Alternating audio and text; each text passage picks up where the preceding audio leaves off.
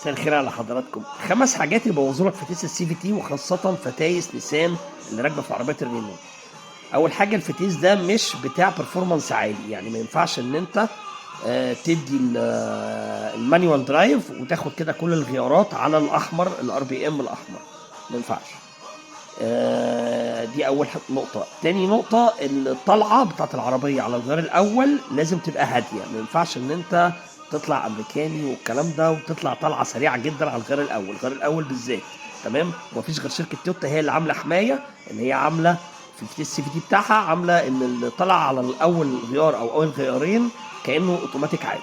طيب الحاجة التالتة إن أنت تتأخر جامد في تغيير الزيت زي ما قلنا، وتقرر بعد كده إن أنت تغيره، فالزيت ده حاكم خلاصات وكل خواص الزيت فقدت، واصبحت الاجزاء المعدنيه داخل الفتيس والاجزاء اللي بتلف داخل الفتيس واخده الخواص اللي كانت موجوده في الزيت ده، والزيت ده حاكم خلاصات معينه، هتيجي تنزله هيحصل سليبنج للجير بوكس بالكامل. رابع حاجه انك تروح تغير الزيت عند حد مش متخصص ويعمل غلطه معينه، او مثلا تروح تغير زي مثلا مكان يقول لك امضي او بتاع مركز معتمد او وكيل او كده، فهو كده كده بيغير زيت بس ما بيغيرش فلتر الحشو الورقي، وانتوا شفتوا ان فلتر الحشو الورقي ازاي طالع مسدود، وان ده اهم حاجه لازم يتغير مع الزيت، لان بيعوق سريان الزيت وبيعوق تبريد الزيت وبيعوق تبريد الايه الفتيس. تمام. خامس حاجة هي انك تستخدم الزيت مش بالمواصفة المعتمدة.